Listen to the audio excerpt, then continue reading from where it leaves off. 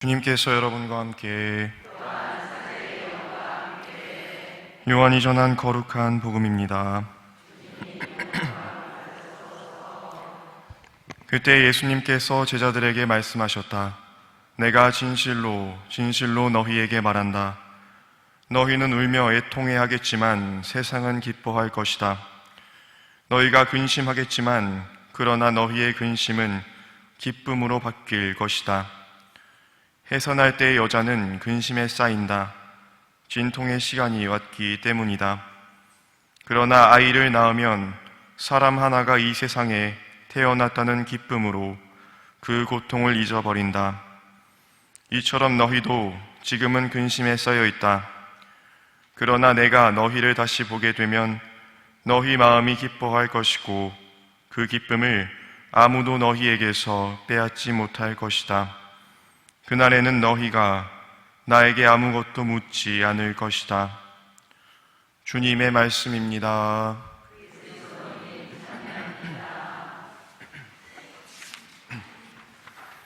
참 예수님, 오늘 복음은 근심과 기쁨이라는 두 단어로 요약될 수 있습니다. 예수님께서 말씀하시는 근심은 당신의 죽음을 마주한 제자들이 느낄 슬픔과 당신의 부재로 인해 체험할 절망을 의미합니다. 그들은 세상 속에서 다시 혼자가 될 것입니다. 마치 예수님을 세상에서 만난 적이 없었던 것처럼 말입니다. 오늘 예수님께서 말씀하시는 근심은 고독이라는 혹은 외로움이라는 인간의 보편적인 체험과 관련되어 있습니다. 우리 가운데에는 지인이나 배우자 혹은 가족을 먼저 떠나보내신 경험이나 아니면 불화로 인해 관계의 단절을 경험해 보신 분이 계실 것입니다. 복음에서 예수님께서는 우리의 근심이 기쁨으로 바뀔 것이라고 약속하셨습니다. 그러나 왜 굳이 기쁨에 이르기 위해 근심이라는 과정을 거쳐야만 합니까? 이러한 의문을 품게 되는 오늘 복음의 메시지는 다음의 문장에서 찾아볼 수 있지 않나 합니다. 내가 너희를 다시 보게 되면 너희 마음이 기뻐할 것이고 그 기쁨을 아무도 너희에게서 빼앗지 못할 것이다. 여기에서 우리는 주님께서 주시는 기쁨의 두 가지 특성을 찾아볼 수 있는데, 첫째로 너희가 나를 다시 보게 되면 이 아니라 내가, 그러니까 주님께서 너희를 다시 보게 되면 이라는 말씀에 주목해야 합니다. 내가 주님을 보는 것이 아니라 주님께서 나를 바라보신다는 점은 기쁨을 얻기 위해서 자신을 숨기기 위해 그동안 써왔던 가면이나 방어 기제를 내려놓고 온전히 주님 앞에 서야 한다는 사실을 알려줍니다. 두 번째로 주님께서 약속하신 기쁨은 일시적인 감정이 아니라 실제로 우리의 마음을 돌려놓고 그리고 움직이게 하는 무언가라는 것입니다.